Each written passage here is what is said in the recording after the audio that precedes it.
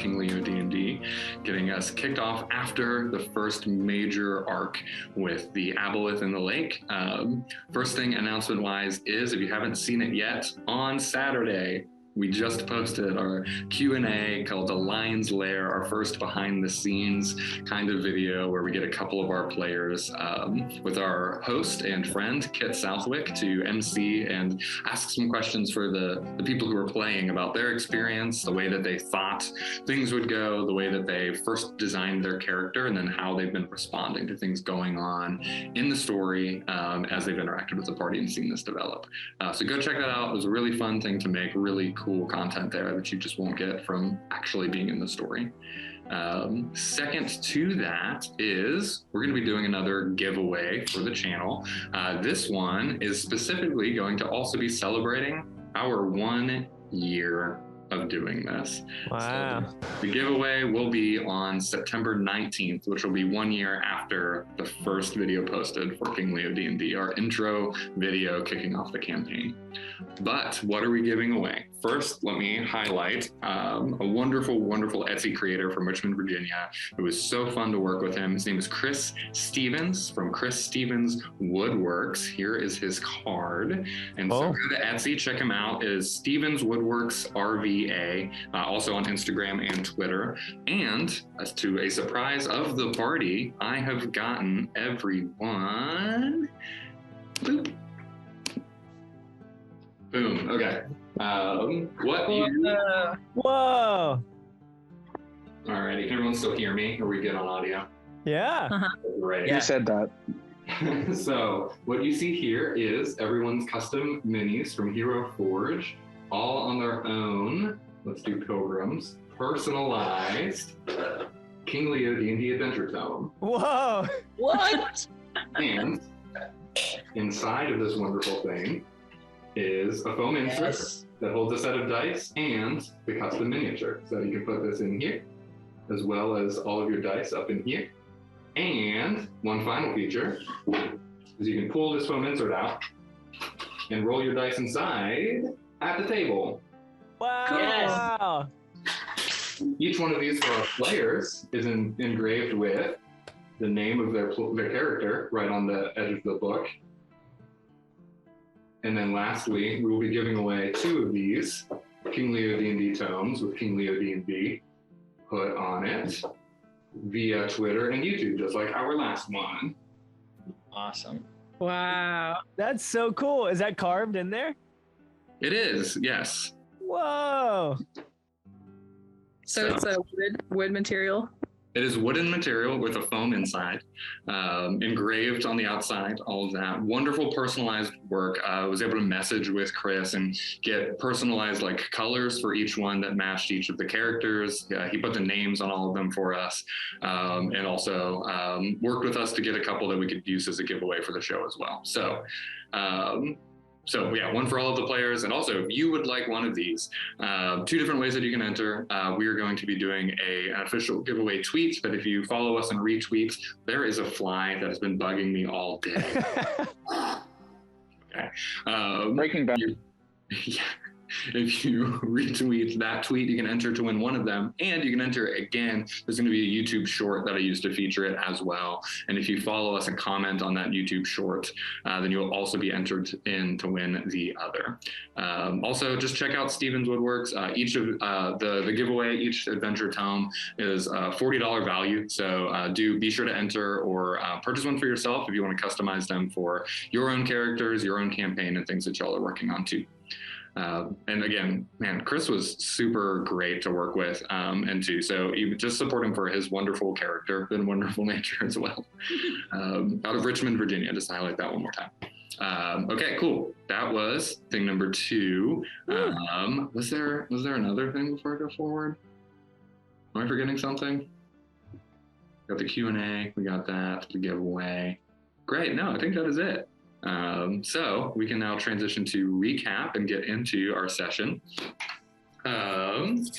Yeah, this was the big deal, episode 33. So coming into 34, all of our characters are still together in the lab. So the Aboleth creature that has been tormenting populace and sending Chul into the land for what seems to be trying to locate the stone that held his brother. And with that, the party was able to confront the creature and be between it and the body of its brother to hold the line and prevent it from getting the stone and the body of the aboleth in the tube reunited to then cause double the problem and there be two giant aboleth monsters in the lake. They had a very troublesome fight and were dropping left and right as the Chul continued to pour in. The aboleth started to mind control people and just also waves of that like psychic energy coming through. I think Gwendolyn was paralyzed like 4 times in that fight, while multiple others were in the process of dying and coming back. And what couple things to climactically end this, one being Pilgrim crushed the husk stone that held the spirit, the being, the mind of the other aboleth, and the killing blow was also Pilgrim. Maybe who did kill it? I thought it was Wolfie. I was Wolfie. It was Wolfie, yeah. Whoa. Rokoff. And so, taking care of that. We ended the session pretty much right after that. We had a little bit of a breather and just kind of talked through wrapping that up. But let's get right back into the story then and there.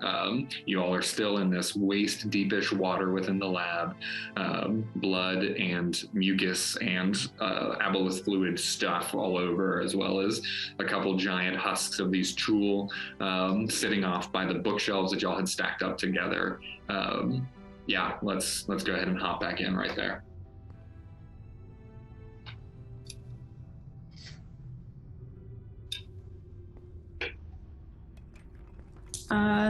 Go pat Wolfie on the head. Say good job, bud.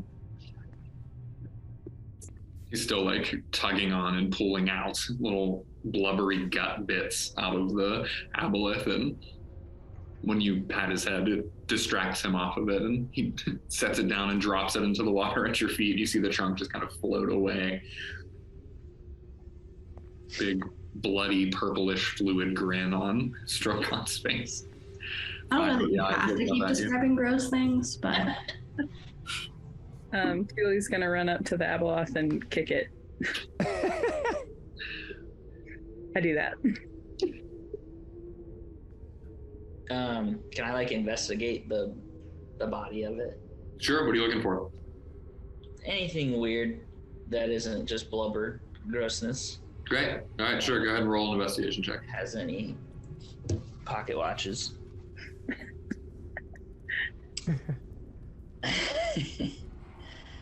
Oh, investigation.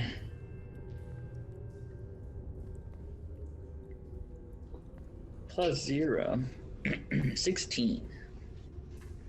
One of the first things you're able to grab is Pilgrim's dagger is lodged within the blubber that he had thrown at it and it got stuck in. So you find that dagger. As well as just looking it over, there is this like a particular kind of like venomous fluid at the edge of some of its tentacles, and you're able to just identify that within it.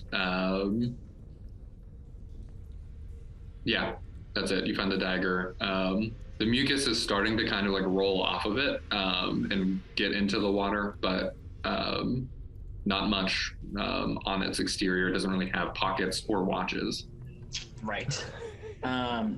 That venom stuff. Oh, do I have anything I can put it in? Probably not.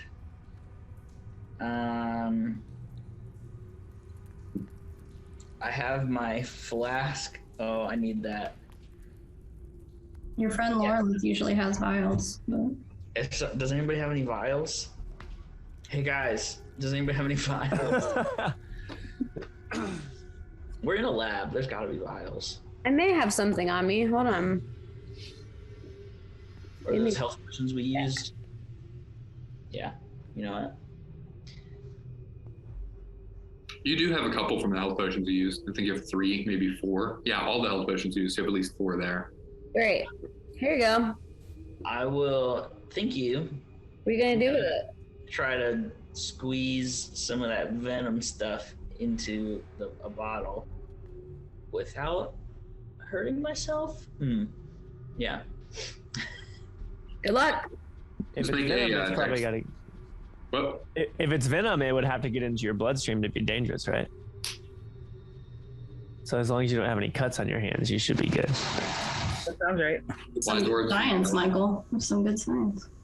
I mean, Felon's a monster creature expert, so go ahead and make a dexterity check for me. Misery.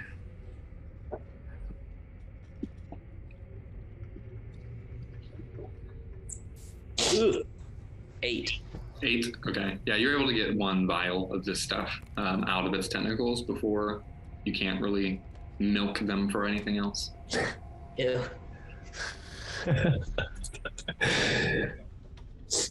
Tuli's gonna, after she's done kicking the Abeloth, she's gonna like kind of put her hands on her hips and go like, wow, that was crazy. And then she's gonna say, whirl around and go, oh crap, Pilgrim, are you okay? Totally forgot about And that. like kind of go over to Pilgrim, who I think fell when he broke the stone. Yeah, I fell down on my beeper. I'm sitting on the ground in the water. Pilgrim is sitting. Yeah, Pilgrim is sitting in the water with kind of like sitting back with his hands kind of behind him, and he's just kind of looking at the sort of. I don't know if they're like small enough to float at all, or if everything's just at the bottom. But like I guess no small stone would float. He's just looking at the pieces of broken stone that are kind of like in the water, and just doesn't seem to really hear Tuli. Tuli's gonna bend over and kind of like wave her hand in front of his eyes and go, Pilgrim, listen, that water looks like real gross. Do you want to like stand up? And she's kind of like snapping her fingers in front of him. I need to collect this first. And then Pilgrim kind of shifts around, so now he's on his knees, and he just kind of starts to sift through and like pick little pieces of I guess he kind of pulls a little bit of his cloth around almost, or of his cloak around, and just starts kind of adding pieces of husk stone to the cloak, and he's just kind of still seems like half of his attention is doing that, and then half he's also still just like not mentally fully there, but that did kind of jog him into action a little bit, and he's just kind of doing that very robotically and slowly.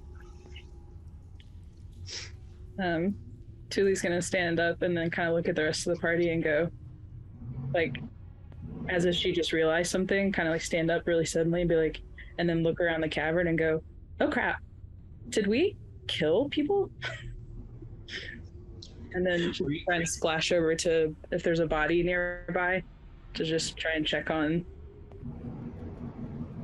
people that are probably dead. If you have a D6 on you, just roll a D6 for me. Okay.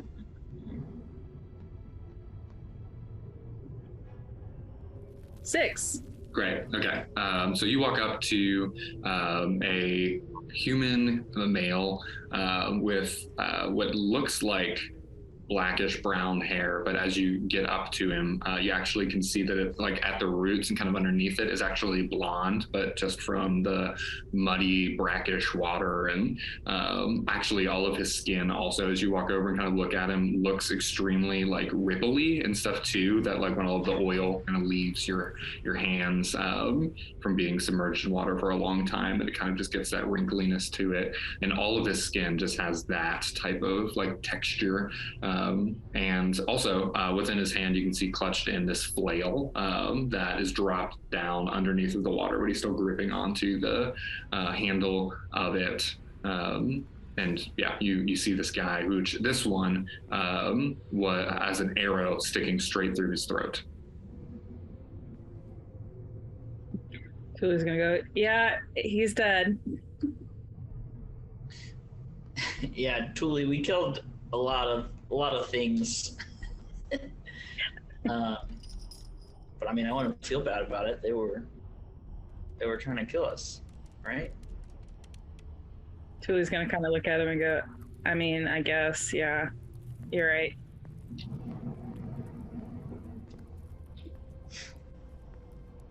And she's gonna look through his pockets for like identification. You find in his pockets about 9 silver pieces, and that's it. That's all they had on him. No, like special necklace or ring to identify him or anything like that. Nope. Yeah, you need more jewelry.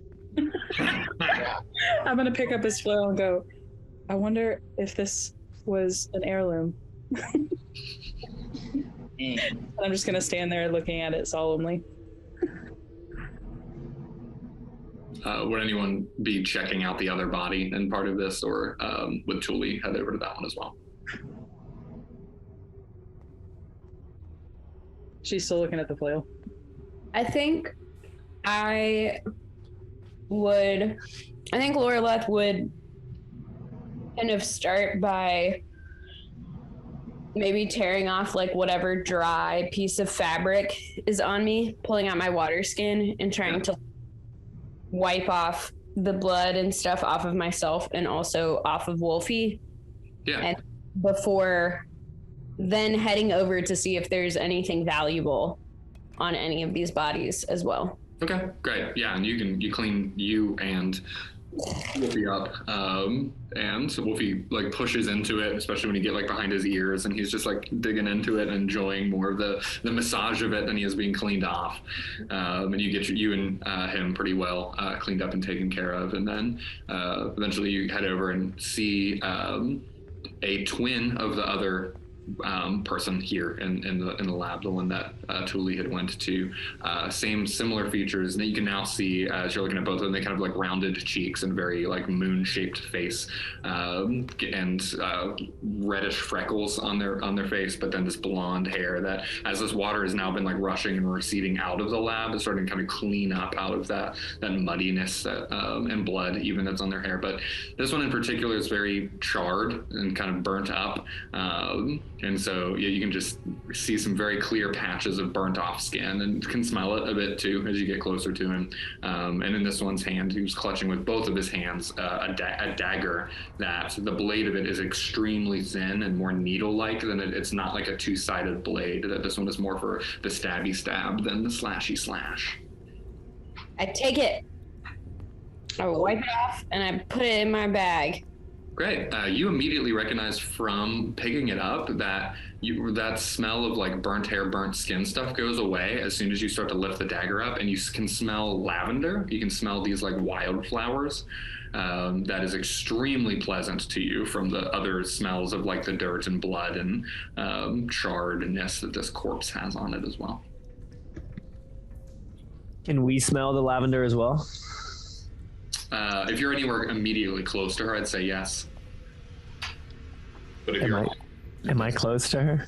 You're in control of you. Do you want to look at her? Yeah, I would say as Stellan sees her walk over there, he heads over because before this, Oba went up to Wolfie as well and very timidly began licking some of the wounds also to show respect, but also love as the smaller creature. And so as I noticed that, I made my way over and smelled the lavender too. And I guess as a druid, I'm fairly familiar with plant life. And so it was kind of surprising to see a knife, presumably made out of metal, smell like lavender when there wasn't any around. Can I examine the body and see if there's anything else on it, like any other herbs or anything? Sure, yeah. And you have a lot of time. This isn't a very stressful or moving situation. And so you can pretty easily clear like all the pockets, all underneath anything that would identify this person or anything else that they would have. They had about 35 silver pieces in a pouch that was tied in a rope around their neck that kind of hung underneath of their vestments. It's soaking wet. And you can even see that the coins to Tuli, for your sake, both coins in both of these pockets like are very like age worn and kind of mud caked too. And then you like clean them off and wipe them off and can see that they are still valuable and still withheld their time. But yeah, other than that, they just both look pretty similar to each other in appearance underneath of it all. Their skin just looks like they've been submerged in water for a very long time. Do they happen to look like Cicero or the guy that we found in the closet? A very strong no. Like, there's not even a close resemblance at all. Yeah, they're a bit taller, a bit more shapely as well. Cicero was a very thin, lanky kind of person, but both of these very rounded faces and things like that, where there's no similar structure whatsoever. Cool.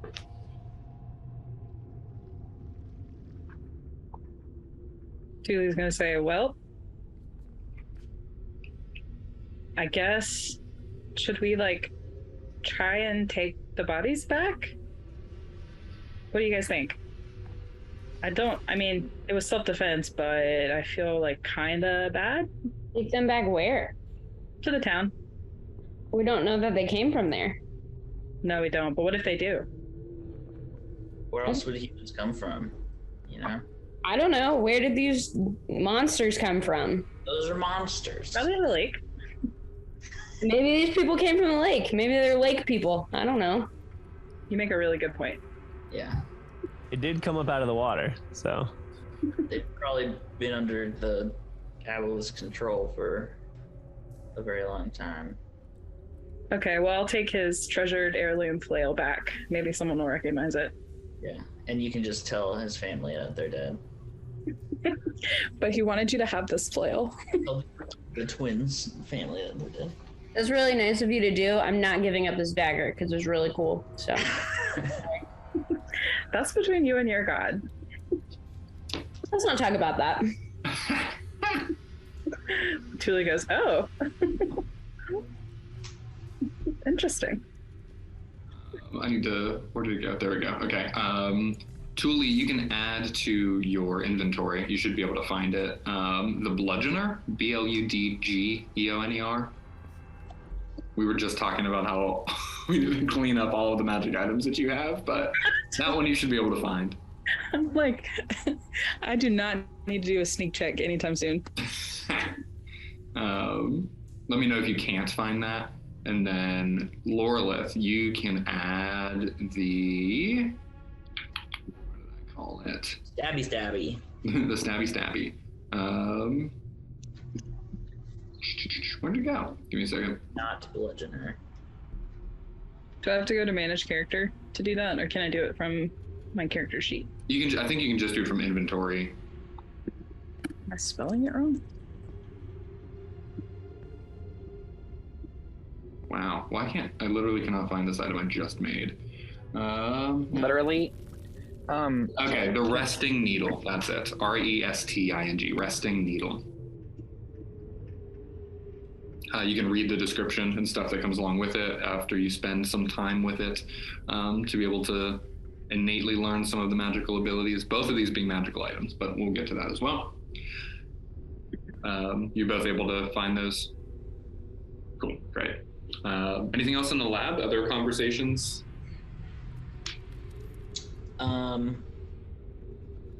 Real quick, I just want to walk over to Pilgrim, and as you're like picking up the pieces, like, hey, I think you did the right thing by smashing that to bits. Are you trying to put it back together or something? I do not. It cannot stay here. Yeah, I don't know what I will do with this, but it cannot stay here. Mm. Do you have an empty vial? Does anyone have? And Pilgrim kind of looks around at the party. Does anyone have a vial? I do. Here you go. And then I toss him one. And I catch it and do a cool backflip while I catch it. No, I just catch it and then I kind of funnel the little pieces into the vial and then cork it up, and I just very carefully put it into a little pocket and just kind of wait for someone to make a move out of there. Yeah, most of the pieces of this have, like, because the stone itself was like within 2 hands that you could hold, and as you brought the back of your dagger down on it, I think, right? The way that it fractured is in long, sharp, like almost like pencil length shards, and multiple of those. There's more than a dozen that, as that fracture went through, and the way that the character of the glass in it works, long lines vertically throughout it broke it down into this like dozens of shards that are about that long. I don't know if a vial would work well with it, but it's totally fine for like a roll of like leather or something to be like rolled up with it within. Something like that for safe travel would work. Nice. I did think this thing was the size of a golf ball, so that's good to know. It was a bit bigger than that, yeah. Okay. In that case, yeah, then never mind. Forget the vial thing. I would have just kind of, I don't even know what I would have done then. I just like collect them, put them into my cloth. I know that I would have kind of like patted them dry. And then, yeah, I don't know. Maybe I just kind of rip off that little section of cloth that I dried them off with and kind of like bundle it up and then stow that away. Great. Cool. We can burn it or something. Incinerate it all. We will not burn this. What about drown it? No, it likes water. And I am walking now towards the exit. What about if we drop it from a really high building? Tuli's gonna follow Pilgrim. Where you going, Pilgrim? I still have ideas. Great. Thelen is going to notice that his stomach is growling, and he says to everyone, I could use some food. Well, there's a bunch of bodies. How would Thelen start creating a meal? Where do you want to do this at? There's woods right outside of this cave, right? Yep. I would say that I walk outside, and I don't think I know I have a locate animals ability, but all of those are used. So I would say I just go outside and see if I can see a squirrel or pigeon or something like that, to maybe be able to kill and start a fire and cook up. Great. Yeah, I think that that's very simple and easy for Thelen to do. And so Thelen, and if anyone else would like to as well, can do just a quick like scavenge and hunting tour. And then while you just making a camp like outside the lab. I will say too, yeah, like it was late at night when y'all were leaving Populous, and it's your horses are still tied up outside here, all but one. And from that to, if y'all were to head straight to Populous, it would be through the crux of the night. So actually, as Thelen is bringing up this like hunger for food, which is really precise and accurate for time of what y'all have been able to do as well, y'all would be feeling pretty tired. And making a camp outside of the lab, or at least somewhere in the woods, would be appropriate, I think. Yeah, so let's do that, and I'll forage for some mushrooms as well to try and find and hopefully be able to kill a couple pigeons or squirrels or something, and then bring those back and light up a fire and start cooking them. Yeah, I would say any type of yeah, any type of beast or woodland creature that you would want to hunt, and any mushrooms and stuff like that, easy to find within about the 30 minutes to an hour as other folks set up camp and get a fire started and do some bedrolls and tents and stuff like that and dry them off around the fire. Thelen comes back out of the shadows of the night with a string of some woodland creatures and a pouch full of vegetation and stuff ready to be cooked up as well. Tuli would have started, been like, I got the fire fan, and would have. You just kind of see her, like her back. Her back is to the group, I'm assuming, and just kind of fiddling with the fire, and then all of a sudden there's like a fireball up from the fire, and she kind of looks around and then goes back and like calms the fire down. She doesn't say anything. I immediately just loved the idea of Tuli using only mundane means to make a fire and not using magic. But using magic absolutely makes sense. I come back and announce to everyone that there's enough, and if anyone's hungry, that they can all partake. I'm hungry. Do you guys want to sing a campfire song? Do you have your guitar with you? Yeah. I have my electric guitar. No, I have my lute. There we go. I sing a So song. the start of a restful and relaxing night, the group kind of gathers together for a meal by Thelen's preparations, a song by Misery's contributions, and any other just kind of conversations or calming whatever that comes with the fallout of everything that y'all transpired today.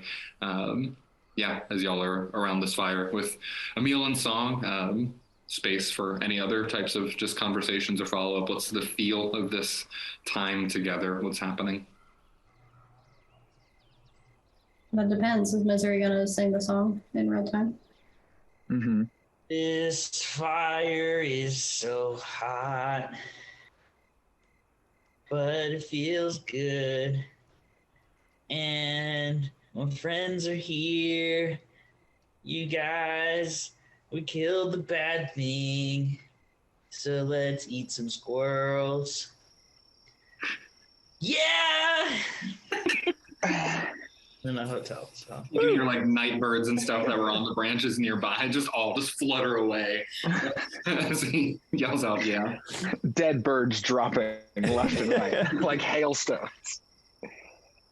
Pilgrim sits at the edge of the, I guess, light, kind of just like he's a little sad boy right now. So I'm kind of off in the corner, just kind of thinking, and I kind of have he has like a different, like a distant kind of smile, like he's like kind of partially connected to the song Fun Time, but also still very much kind of disconnected, but not like piecing out, but just kind of staying in the back.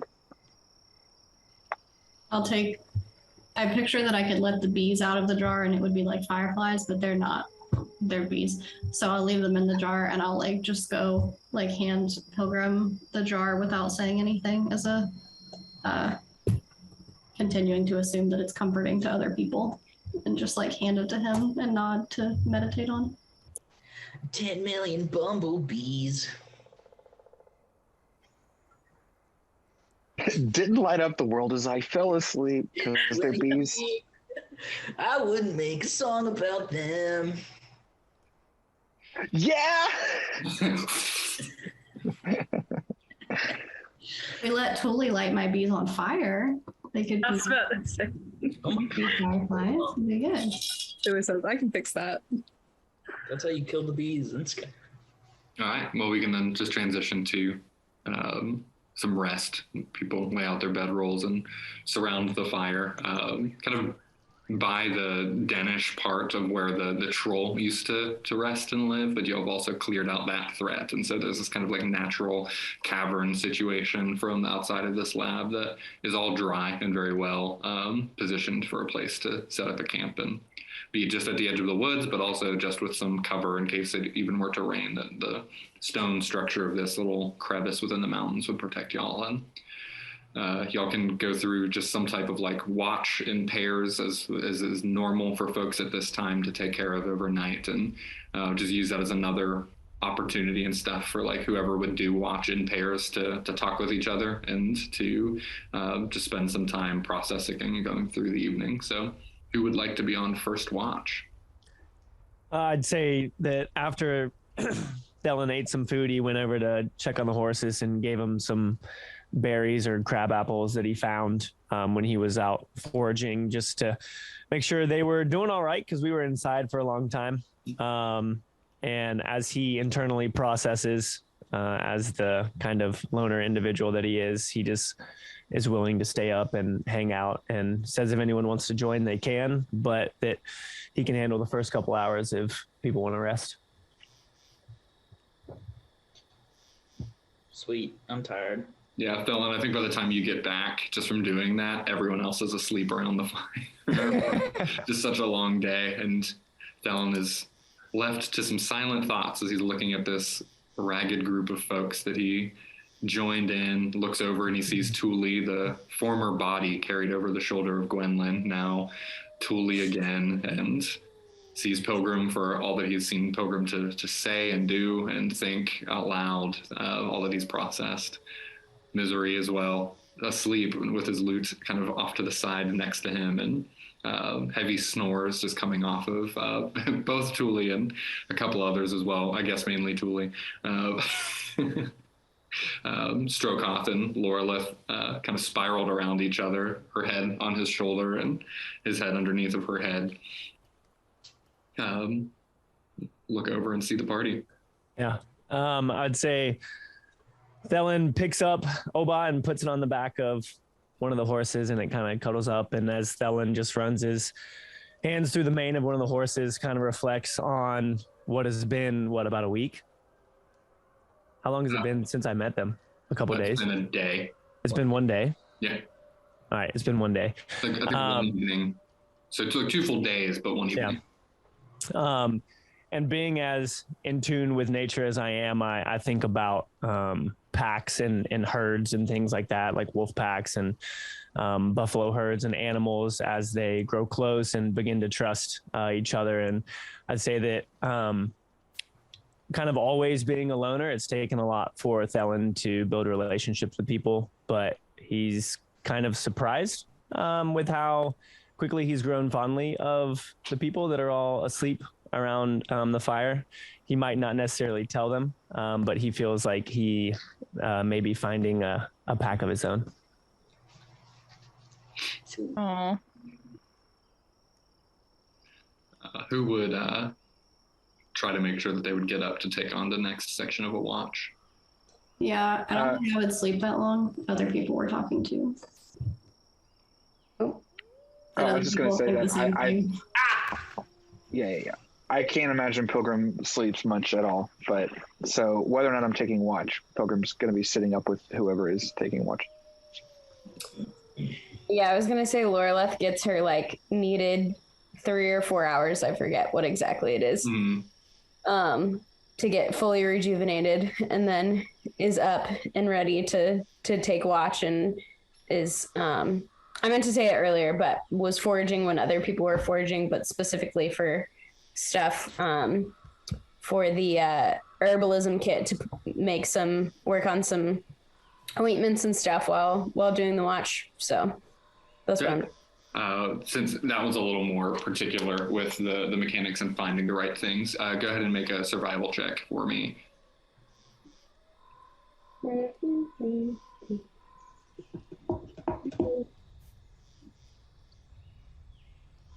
Survival. 16. Nope, 20. Ooh, great. You found enough for 2 healing kits. Nice. You'll need to kind of distill that and make it into the ointment, which would take kind of a full night's process, which you could do overnight tonight. Yeah. Cool. That's what I'm doing while I'm doing, because I would say, would you agree that Loreleth could do that while sitting watch at the same time? It wouldn't take 100% of my to do that? Okay, cool. That's what's happening. Cool. So I think that leaves kind of Gwendolyn and Pilgrim and Lorelith up for this kind of last stint of it. If there's any conversation y'all three want to have between each other.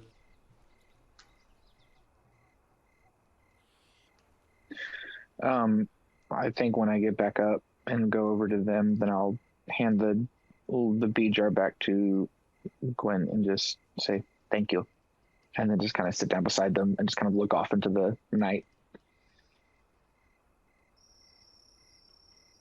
She just takes it back. She doesn't say anything. Kind of nods, tucks it back on her coat, blazer, tucks it back on her blazer.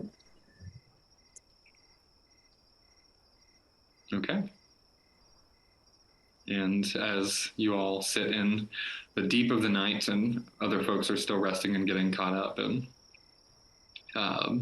silently just kind of processing next to each other and still being in company, even though not many words are said, the fire starts to die down a bit. And by the time maybe the second time of one of you refreshing it and just kind of keeping the fire up and staying warm, you can see a little bead of sunlight start to break through some of the trees, and the morning just starts to break open as everyone else light starts to get more and more, and everyone can wake up naturally, feeling rested and ready to start this day. It's a little chillier than when you fell asleep, and has that like very, very open air, foresty cold to it, as a lot of the heat of the day has fallen away overnight. I would say that Thule was sprawled out in front of the fire, and she forgot her fantasy CPAP machine, so she's snoring really badly. And I would also say that her hair was kind of like glowing in time with the snoring, but I would say that she does not wake up. She is still laying there, and this is a great time. You never again. Character, bye. Just kidding. She does not stir. She's clearly alive, but judging by the snoring. But so she doesn't move even when the sunlight comes up. Yeah, Misery's about to sleep for like 12 hours. Thule would have to be woken up.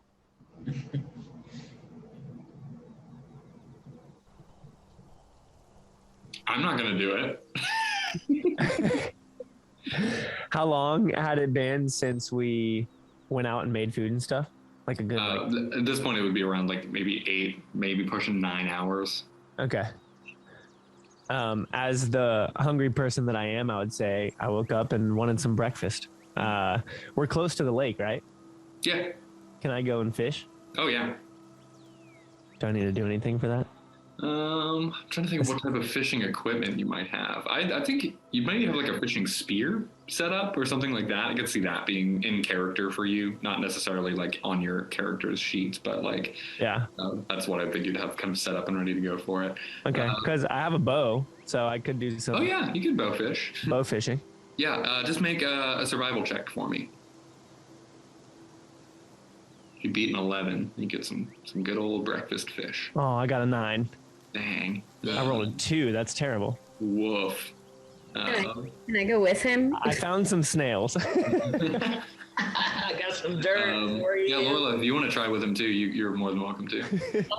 I think I go with him and I use my short bow instead of my long bow. Sure. What'd you say to roll? Survival? Yeah. Oh no.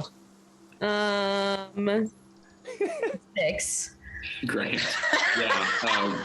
We're talking. Y'all got some really giant leaves of like some like seaweed stuff that can be probably dried out and somewhat nourishing, and definitely for sure some like snails and like small shelled like clam like things that were on the beach. Not quite the fish you're looking for, but no. Still.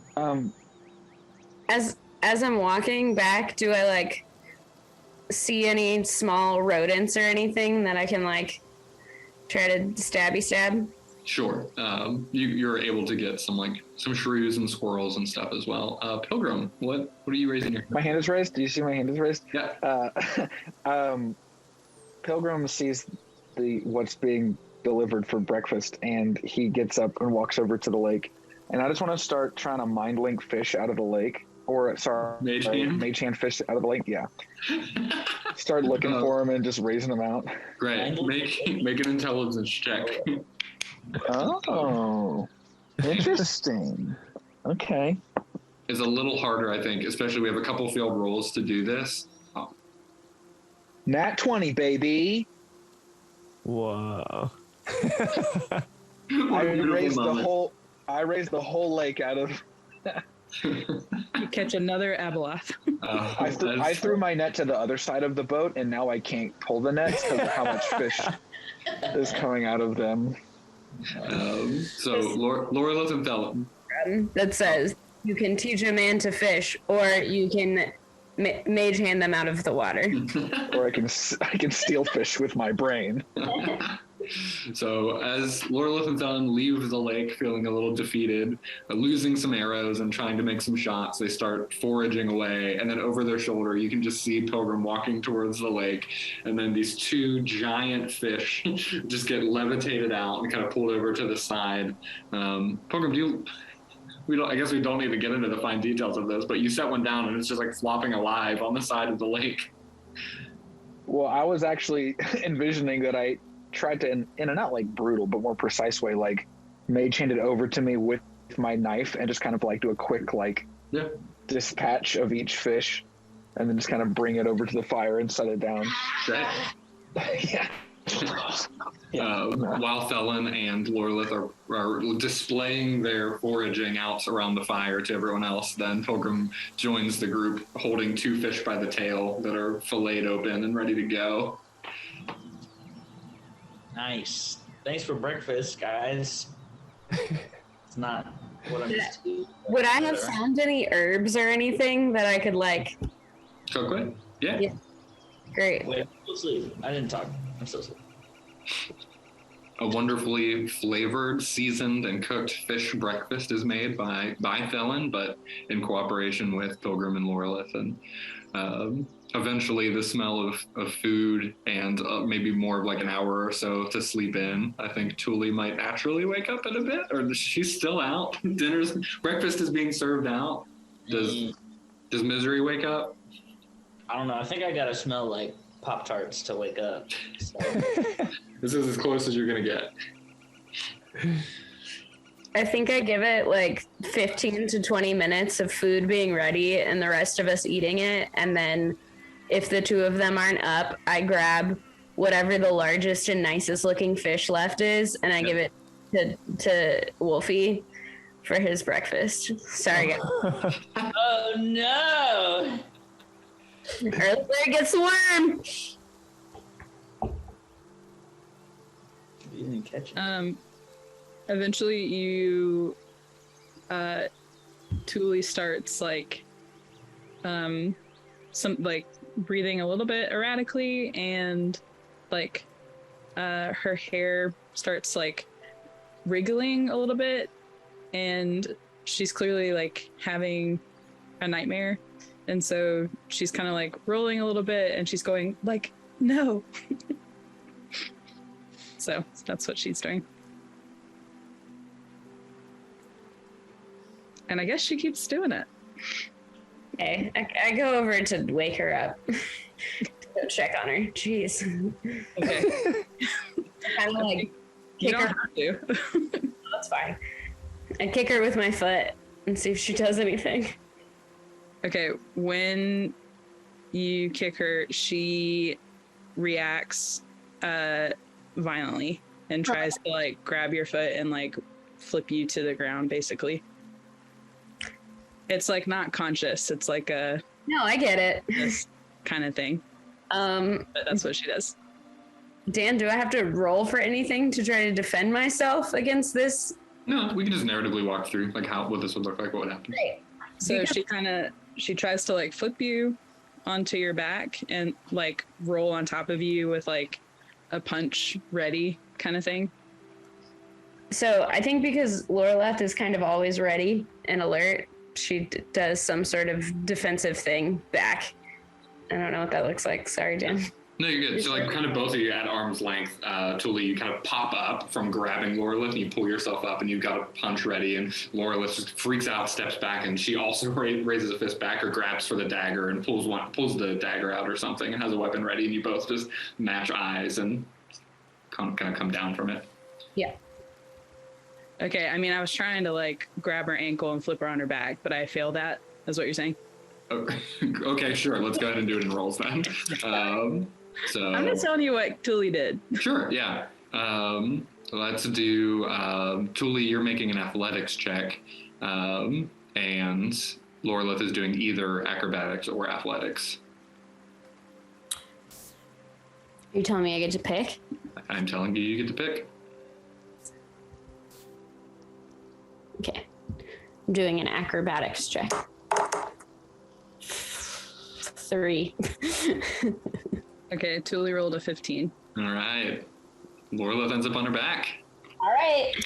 Okay, so Tuli is like she's like arm barring your throat, but not like fatally, obviously, and is like pulling a punch back and is like getting ready to punch you when suddenly she recognizes who you are, and you see this like her like pupils kind of like dilate back to normal, and she kind of like gasps and stutters and says, "Oh my gosh," and like rolls off of you and kind of like scurries backwards and says, "I'm so sorry." Lorelith kind of like gets up and brushes herself off and is sort of just like, "It's okay, I understand. You gotta be on high alert at all times. Just want to make sure you're okay." Tuli is like clearly on the verge of a panic attack, like in a way that she usually is not like that. She's usually very like lackadaisical, not hyper focused at all, but something about being woken up was like triggering for her. So she kind of like shakily is like standing up and like leaning on her knees and goes, "I'm so sorry, I could have hurt you." No, you're fine. You're fine. Don't worry. And Lorelith kind of like does like a, "Okay," and walks off and walks over to Gwen and Pilgrim and is like, "Does someone want to go check on her?" Tuli hears you say that, I guess. And she kind of like kind of stands up. Don't want to deal with her. She stands up kind of stiffly and then says, "I'm like super sorry," and like whirls around and walks to the lake. Collect herself. I kind of like look at Pilgrim and Gwen and are like, "Listen, she's got something going on. I'm not offended by anything that happened. I just don't know what to do with this situation, and you guys are really good at talking to people. So if you want to go talk to her, that'd be really cool, I guess." Pilgrim just kind of does a single slow nod, and then I'm going to walk over slowly and calmly and non-threateningly towards the edge of the lake to stay beside Tuli. And I don't say anything. I just walk over to the lake, and I'm just looking out over the lake, standing beside her. Tuli's kind of like standing there with hands on her hips, and she kind of starts a little bit when she looks at you, but then she kind of like looks back at the water, and then she says, "Sorry, do you think I scared her?" I think that this has been an ordeal for everyone, so I think whether or not you startled her, I don't think she blames you. Tuli says, "Yeah," and kind of like scratches the back of her head and says, "You know, where I come from, it's dangerous to sleep unprotected. Kind of a long story, but you never know when someone's gonna try and, like strangle you in your sleep or like stab your eyes out or like sabotage you in some other kind of way. You know how people are." And then she's gonna clap Pilgrim on the shoulder and say, Mondays. Am I right? Mondays indeed. And then she's gonna and then she's gonna say, "Are you okay?"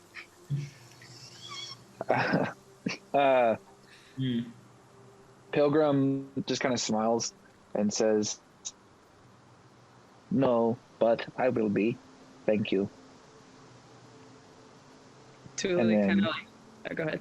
No, that was. I was just gonna say I'll look back at the lake again. Tuli passes shoulder and says, "Yeah, I hear you. Tuesday's tomorrow." And then Tuesday is not Monday. Tuli just nods. And then eventually, I guess she would kind of say, "Any food left?" and kind of turn back around towards the fire. And I kind of keep looking at the lake for like a beat or two longer, and then just turn back and join her at the fire. As Pilgrim and Thule sync up calendars and make it back from the lake. Y'all can pack things up and be ready to head back to Populous. The horses are good and ready and taken care of, and breakfast has been had. Any other? Does Thela need to turn into a horse again? Stella need to. I think so. I mean, y'all could. It's either that. Well, Horse died, right? Like we have one less horse anyway. you do have one less horse anyway. Yeah. Somebody could double up with Lorelis if Thelen turns into a horse. I don't know if I have the ability to. Did we get a short rest or a long rest? You would have just long rested overnight. Okay. Oh yeah, I'm gonna hit that button. Did someone wake up Misery? Well, I think that whole Thule situation, I woke up from that, Okay. but I didn't like get out of bed yet. It wasn't worth it. No. I'm awake, but I'm like, Camp is wrapped up. Horses are made. long rest. And y'all can canter, trot, or gallop on your way to Populous, however you would see fit. It is a trapless and goblinless journey, no matter how anxious we are about that. And what starts out early morning at sunrise ends up being maybe a 4, almost 5-hour journey. Not pushing it, not going breakneck speed as the rate you were before, but with the rest and confidence of people who know that any threats that y'all have been working towards have been taken care of, and it's not a pressing matter. The journey back to Populous is almost enjoyable. Coming back home from the work and after the rest that you had, and you can see the city kind of sprout up on the horizon as you leave the tree line and have just another 30 minutes or so of kind of grassland travel to then also get around the city up towards the northern gate to cross the bridge and to re-enter town. What do people want to do as we start to get back into Populous and set up some plans for the half day that's left once you've gotten here? I meant to ask before we left, did we only bring like vials of things from the aboleth? Yeah.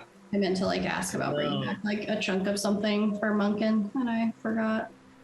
We were too busy chunking through time to get a chunk of the aboleth. Yeah. If there was something Gwendolyn would have wanted to take, I can let you retcon that in. Yeah, I forgot since we didn't camp in there. I don't know, some kind of like body part that makes sense to take back to Munkin. Sure. We got a band, didn't we? / Rickeldar. Make a survival check or nature check. It's not animal handling. It's survival. Let's go with survival. Okay. I mean, I would be trying to avoid like the venomous ones, just like, Yeah. putting in a satchel. 18. Great. So yeah, what is your intention? What types of like body parts or things are you thinking about here? But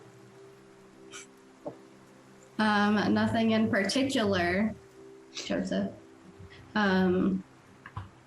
Just knowing that Munkin to study things, and also if for any reason like Rihildar needed proof that we killed this thing. So Sure. I don't know, like how big is its eyeball? What if I just?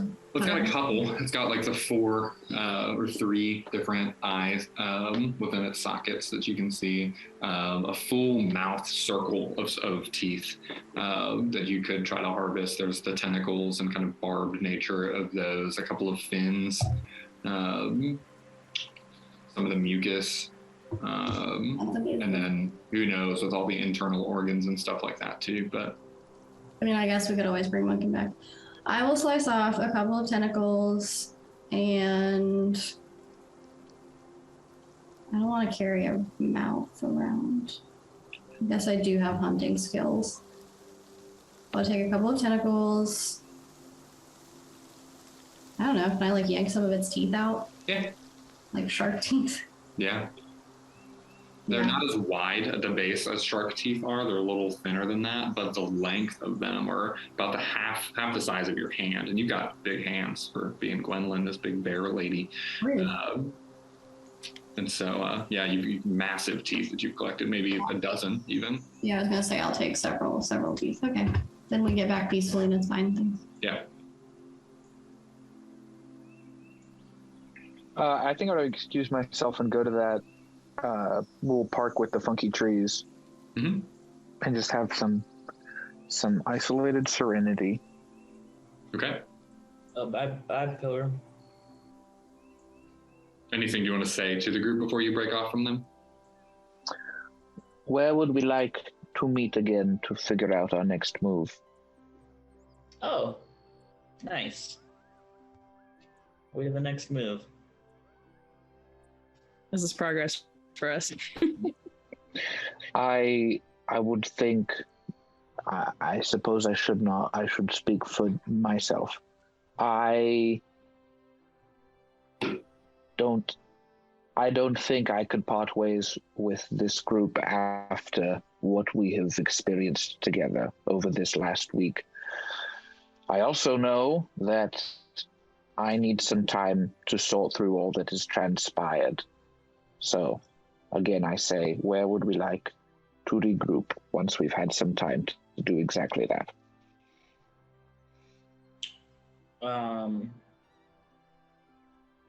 Probably Rikuldar is just gonna let us know when he needs us next.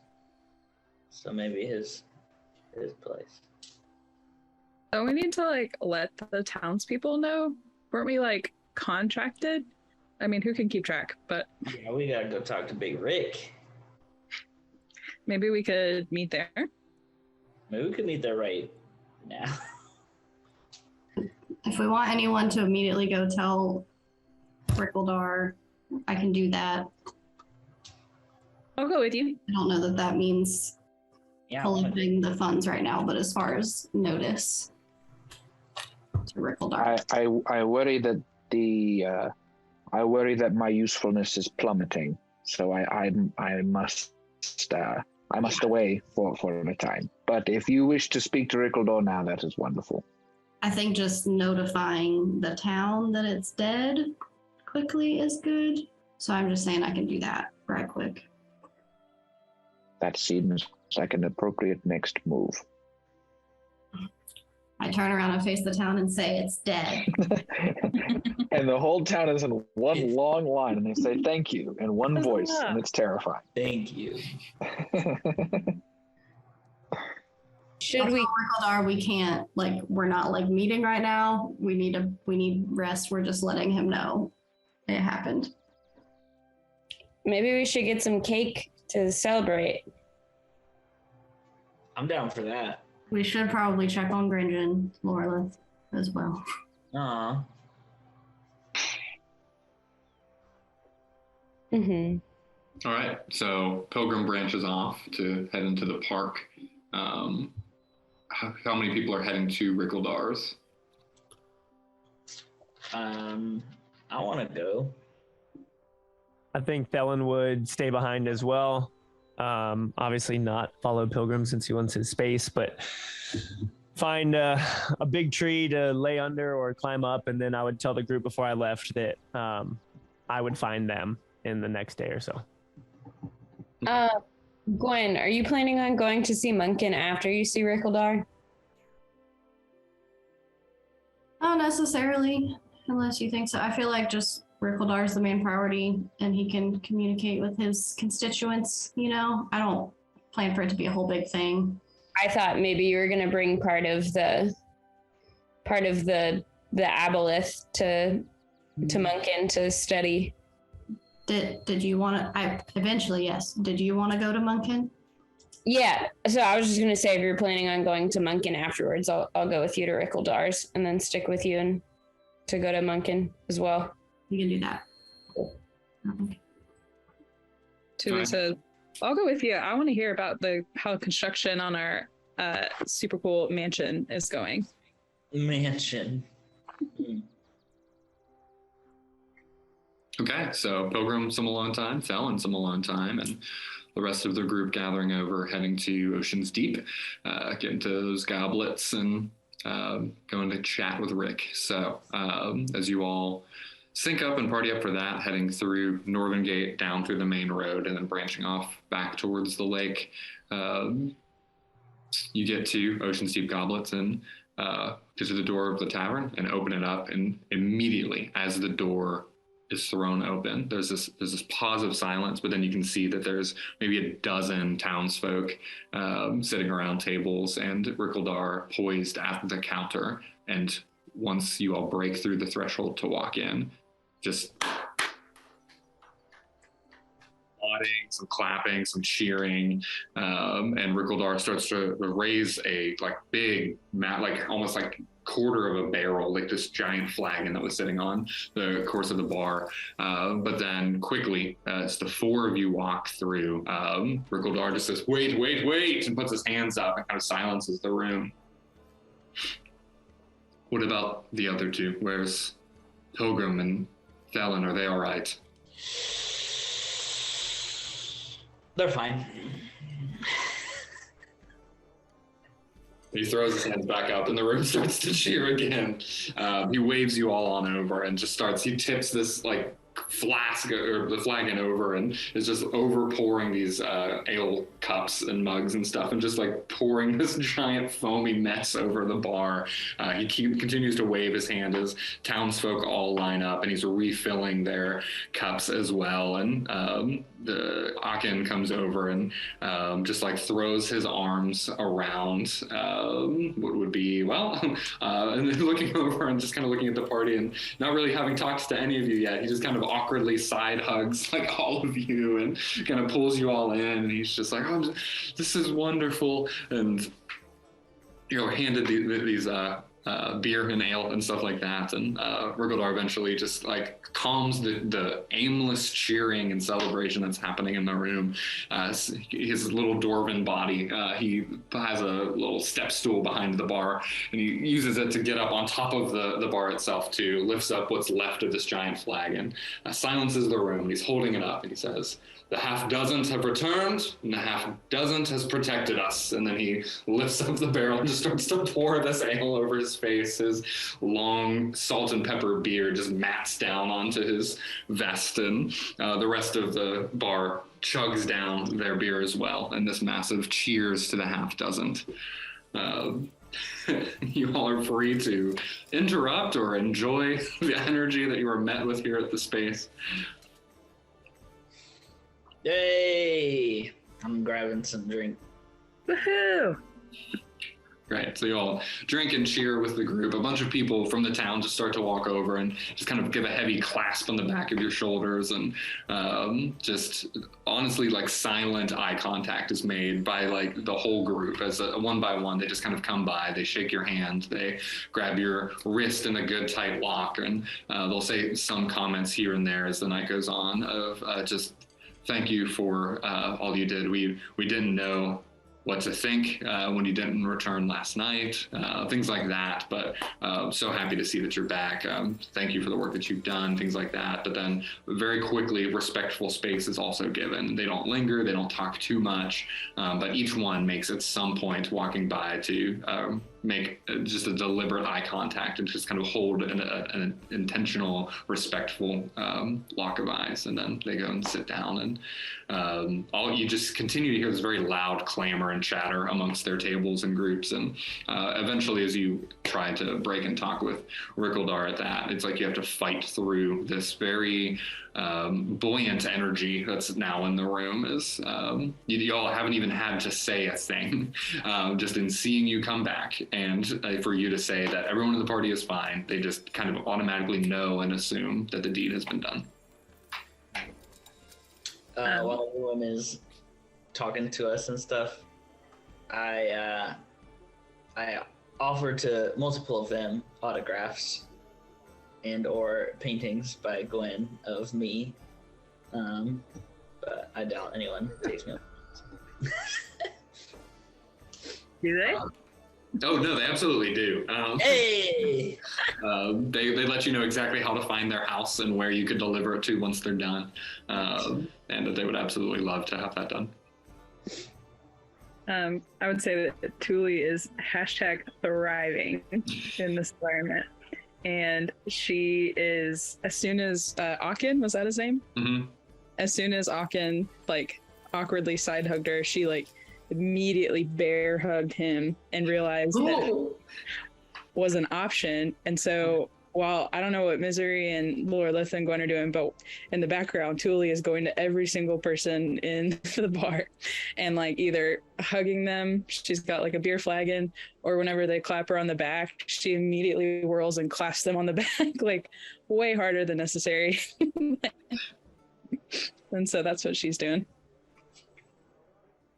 Laura Lith and Gwen are not in the thick of the celebrations as the two extroverts are. I'm sure we're like accepting beer and stuff, but yeah, we didn't plan to stay long. So at the point that also I really hope Misery like writes a song about like killing a big fish. You'd be good at that. Are you in the big? Not right now. Joey, shut up. I do want to hear this song. I was picturing the artwork of it. Fish thrashing. Yeah, can Larlith and I like make our way to Rickeldar just to address like it's dead, but we're not trying to stay that long. And then if Thule and Misery are trying to like party, we can let them know we're gonna go to Lunkin. Right. As you do walk over and start that conversation, quickly Rickeldar reaches down into his vest and kind of pulls out this pouch and dumps into his hands 10 platinum pieces and then about 50 gold pieces as well, and then puts this in Gwendolyn's hand, and he says, I think, does this cover the amount of Chul that you killed? I think this. Oh, I'm so sorry. We just wanted to tell you for the safety of the town that it's complete. We did not expect payment at this time. Maybe the full party could just meet back up with you later. I'm so sorry. We're very tired. But didn't mean that you had to give us anything right now without the full party present. Oh gosh, no, keep it, take it. This is excitement. This is good. This is a great time to do it. I agreed to pay you for the Chul that you killed. I think that it should be plenty. We kept track, didn't we? How many did we kill? At least 14. And yeah. Like near 60. 4. I thought I took it. I'll say we just want to be true to the contract. Did you want to? And I pull out like the dozen aboleth teeth, and I'm like, do you want to talk about proof? And Chul have teeth like that? wait, does he not know about the aboleth? Am I messing something up? He agreed to pay you for Chul. Aboleth teeth are Right. Okay. That's true. Yeah. Yeah. No, this is from the big boy from the Abeloth. Just it's dead too, but it was the one controlling the Chul. But yeah, we got a lot of Chul, so that is one deadly beast. For dinner, and she like laughs as the dark circles under her eyes are still just like. How many did you say you killed? 14. Hang on. And before you answer, he just leans back with this flagon of beer still, and he goes, "The half doesn't killed over a dozen!" And the party in the room just yes, and then just chugs down the rest of their beer. I mean, like ever? Yeah, I guess. Maybe. Great. So you're fine to take that 10 platinum and 50 gold pieces. It's 150 gold as that breaks down. But Gwendolyn, you can add that to your inventory, or unless you're rejecting it and you want it later, that is fine too. No, I just wanted him to be clear, like we would all come back later if needed. Sure. Yeah, So that's fine. 10 platinum, 50 gold. Yeah. Good thing Cicero's not here.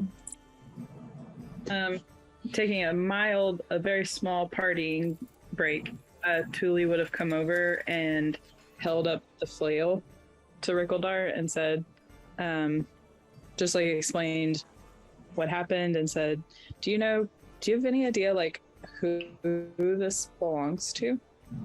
His eyes go just flash very wide as he looks over this thing. That is a mighty good looking piece of equipment. And he reaches his hands over the bar to then take it and look it over and kind of hangs it and gets a good spin of it going. And then eventually he's like, move back. And he's behind the bar and he just starts spinning it around and looks around, grabs the flagon that is now empty, and he sets it up on the bar, gets it up over his head and slams the flail down as now wooden shards and splinters just smatter around. And everyone who's kind of nearby in the vicinity gets chunks of these woods and splinter and stuff flying off towards them. This is amazing. No, I have no idea who this belongs to, but wow. What are you doing with it? Thule says, I don't even know. I guess I'm gonna find out. But that was a pretty cool exhibit there. Yeah, and then he's just kind of like holding it in his hand and staring down at it. Thule is gonna say,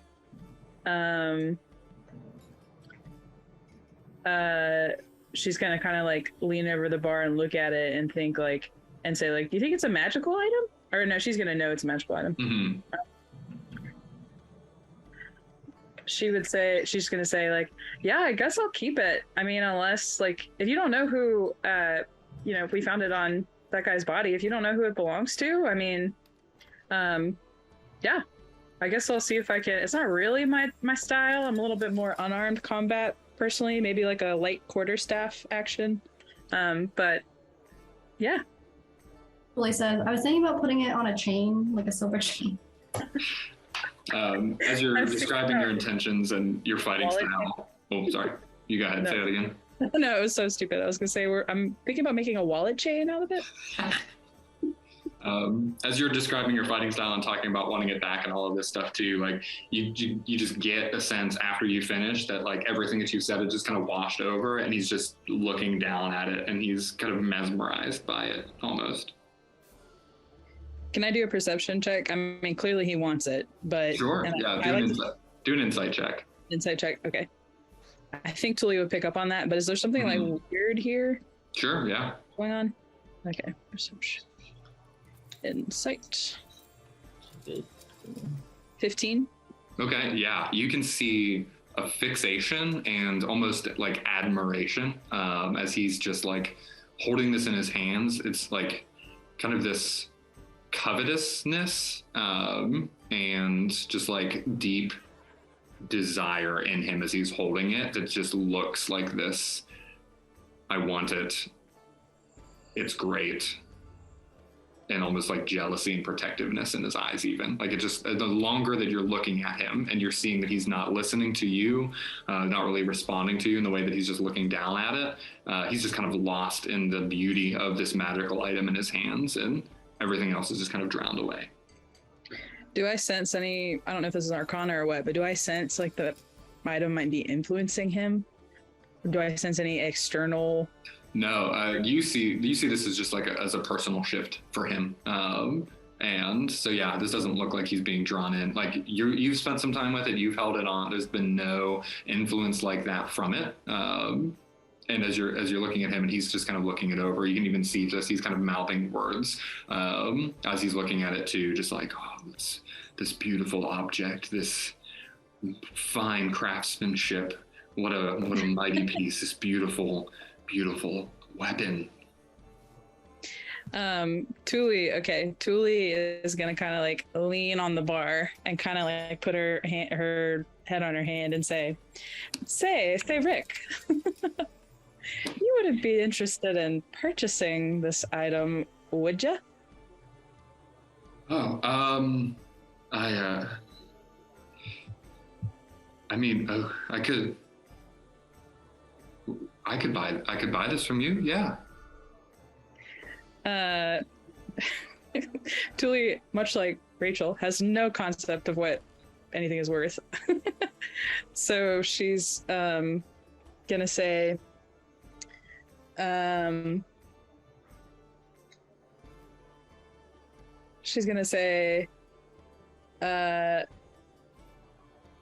how about well, tell me what you think it's worth. Good job. How much do you want to give me for it? And then she's gonna like double whatever he says, maybe triple. And he starts to just think through, and you can just barely actually make a perception check for me as well. Okay. 5. Okay, got it. As he's just kind of mouthing some words and looking up and just thinking through, 250 gold pieces, I think, would be a fine value for a piece like this. Tuli's gonna say, okay, listen here, Rick, listen. I've had this item for maybe, like 12 hours, which I know may not seem very long, but I feel as though I've like kind of developed sort of like almost a spiritual attachment to this item, the way that it kind of just like whirls and hits things, and I know what you mean. Legends, right? Yeah. I'm gonna have to say that I don't know if I can part with it. It's just too painful, and she's gonna like start to like reach for it. Mm-hmm. And you are able to grab it and pull it out of his hands, but there's this like lingering nature to it too, where like he's holding on to the handle of it, and you grab it by the chain and start to kind of pull it, and his hand just kind of goes with it for a while until eventually like you fully extend his arm and you keep pulling it, and he like lets go of it. And then Tuli's gonna like kind of like look at it and like twirl it over her head a little bit, like seeing if he's looking at it. Oh yeah. He's like a dog, like following it. And then she's gonna say, listen, Rick. Can I call you Rick? Big Rick? Rick. I like you a lot. His face. So here's what I'm gonna do for you, Rick. I will let this item go for really a steal. I will give you this item for 500 gold pieces. And listen, Rick, I know that sounds like a lot, but do you see the tears in my eyes, Rick? I'm crying, Rick. I love this thing what's it called again? Like my own flesh is blood. The name of what's my boy? What's my kid's name? The Bludgeoner. The Bludgeoner. Yes, I love this thing, but Rick, I think I love you more, and so I think I can do that, Rick. What do you think? You're gonna make a persuasion check. And Tuli's kind of like, oh gosh, with charisma. You're gonna do it with advantage. Your minus and you gotta be a 13. Okay. Honestly, bro. Joffrey do it and then split it. Joffrey this. Oh, do you guys want a Joffrey? Do we get any of the gold? Oh yeah, Tuli will split it with everyone. Do it. That thing. Absolutely. Okay. I don't think any of us know what's happening. I mean, it's just a player, like it's just a person vote. Yeah, person, I forget how Joffrey works. Dan, Sure. would you take this opportunity to remind us? You can do your rolls first, but if you want to, you can re-roll one more time after that and add 5 to it. Pilgrim, is this your yes vote for Joffrey? Yes, my hand is raised. Okay, I'm gonna roll charisma, which is -3. Oh, persuasion. Mm-hmm. What's advantage? You get 2 of those. Oh, that's 13. I have You to got beat 13? 13 instead? Uh-huh. I have to beat it? No, 13 meeting works. Did you Okay. roll twice though? No, but let me Roll a second one just in case. If you get a nat 20 or anything, like really great. No, I didn't. I got 2. Okay, great. So you just got it at the 13. That checks out for Tuli. Which, to be honest, Tuli did a lot of work, so it makes sense. Like, she had to sweater. try everything that she could think of to just barely make a good social situation happen in her favor. And you see his eyes, he's been like wide-eyed, lovingly looking at this. And then once you finish and say, I mean, I love you more, you do this for 500, his eyes just go, and you've seen this once before, contract conversation, where he's shifted from business to friend. You see him now shifting from this very light friend straight into business. And so you say this and he's looking at it and he's very intent. Tuli, I don't have that money on me right now, but if you stay, I will be right back and I will get that for you. Tuli leans over the bar and extends her hand and says, "Rick, you got a deal." Grasps your hand, hefty shake. And what a wonderful place to end episode 34. Yeah. A second business deal with Rickeldar. Wow. And this one only took 10 minutes. Wow.